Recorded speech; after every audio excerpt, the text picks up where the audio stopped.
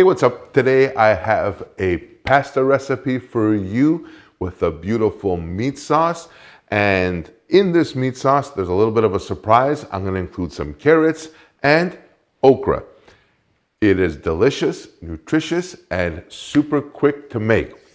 So first things first, to start us off, very simply, I'm going to use a deeper pan for my meat or my ground beef.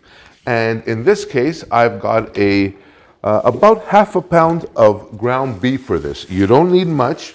And here in Greece, what they do is typically they will chop it up or mince this on the spot. They really don't do frozen meat, which is fantastic. So to get myself started, I'm going to do about a quarter cup or so of my Greek extra virgin olive oil.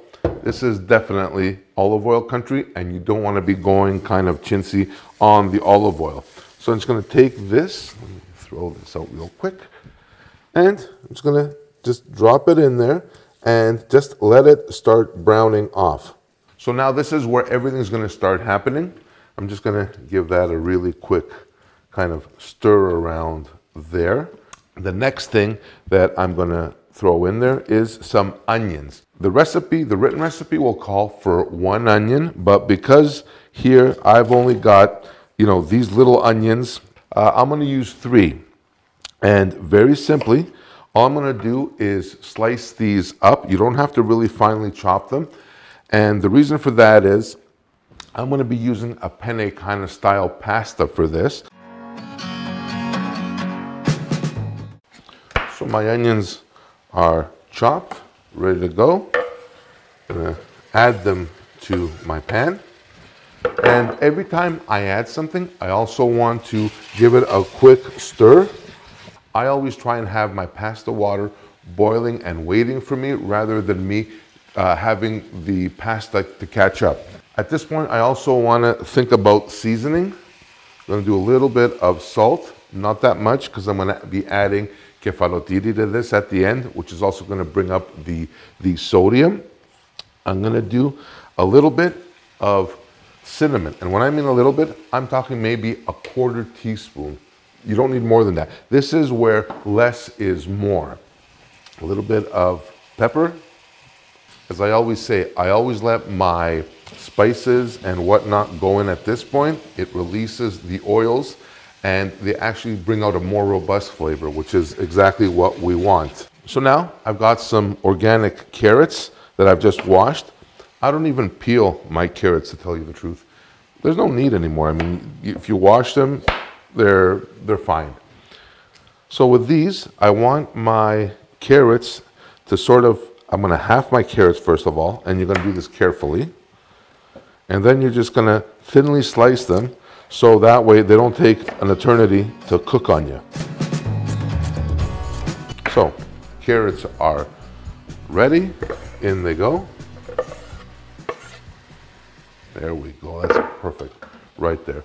And again, let these kind of heat through and start softening up. When it comes to this dish, the okra in this, the golden rule for okra is never put your okra in too early. If you do, it's going to become like runny you-know-what, and it's just absolutely disgusting. You won't be able to eat it.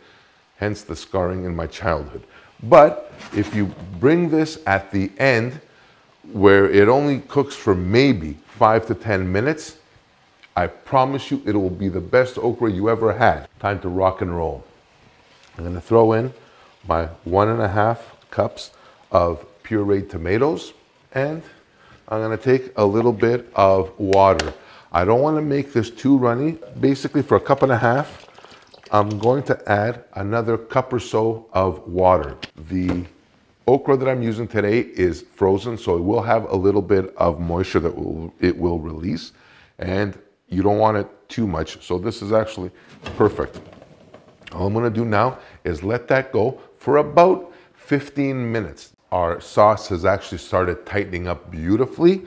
Time for the next step, which is first our pasta will go into our water and portion accordingly to whatever it is you like. In this case, this is like a penne kind of, I don't know what, a rigatoni kind of thing.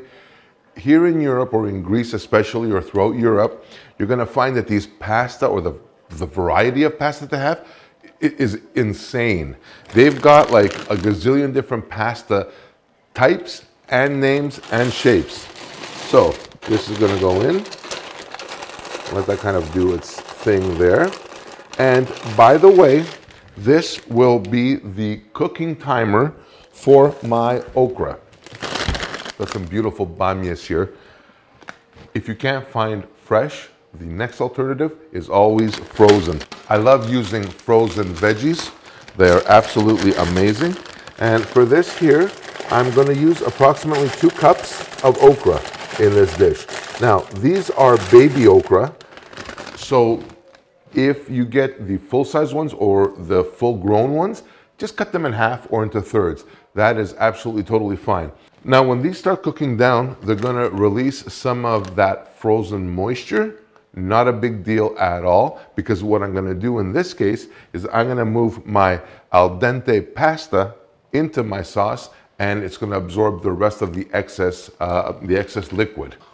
So that's gonna go in there as well, just like that. My gosh, this is gonna be such a beautiful sauce, and it's nutritious. You got some veggies in there. And okra, let's face it, isn't exactly the most popular veggie out there. So let this go now. Let the okra do its thing with the parsley and the tomato sauce. Give these a quick stir. And now, by the time my pasta gets done, my tomato sauce and okra will be ready to come together, and we'll be ready to eat. All right, so now, it's been about 5 or 6 minutes. My okra is almost there, getting there, not quite. So is my pasta. So what I'm gonna do is, I'm just gonna grab a utensil to strain out my pasta and incorporate it into my, my meat sauce and okra mix. Now, with this method as well, by incorporating the pasta into the sauce, which is more of an Italian thing. Like the Italians, my brothers a little bit west of here, they love to drown their pasta in sauce. Whereas typically Greeks, we put the sauce on top. In this case, the flavor is so beautiful, I don't want to ruin any of that. I want the pasta to absorb maximum flavor. Now, give this a toss and lower the heat.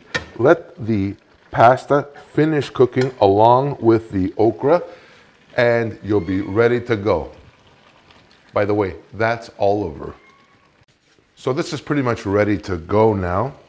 It's cooked down, and it is absolutely fantastic. And look at that. Just look at that. The colors, the green of the okra, the orange of the carrot. Whoo! Absolutely fantastic. Gorgeous. Perfect. Now, along with this, I'm just going to leave that there.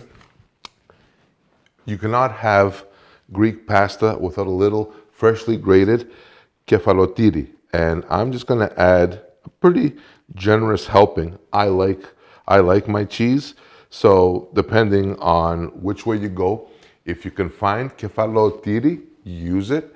If you can't find kefalotiri, use mizithra. If you can't find any of those, you know what? Parmesan will work just fine as well.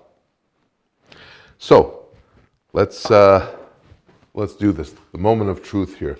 Now, I know this is still hot as Hades, since we're in Greece, but I definitely want to try this. Oh, the pasta is perfectly overdone. That's exactly what I want. Oh, look at this. Whoo. You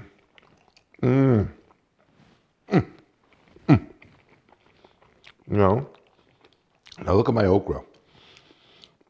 My okra is absolutely perfect. It is not slimy. It is fork tender, and that's exactly what you want. Come on, baby. Don't burn me.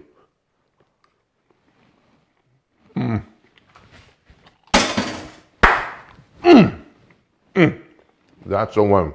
So my friends, that's it for this recipe. If you like, look at this. My eyes are watering because it's like the steam and the heat. You can make this any weeknight. weekend, weekday, it doesn't matter. Ready in about half an hour. Super rich flavor, maximum flavor, minimum effort. That's our goal. If you like the vegetarian option or vegan option, omit the ground beef and the cheese, or use a vegan cheese without meat, and you will have a beautiful vegan recipe. I hope you liked this video. Please smash that like button if you did. Consider subscribing for more of these great recipes. Currently, I am in Greece, and I will be pumping out these Greek-style recipes right here from Greece. And for this recipe and so many others, check me out online as well at kensgreektable.com. And until next time, much love from Greece. Bye for now.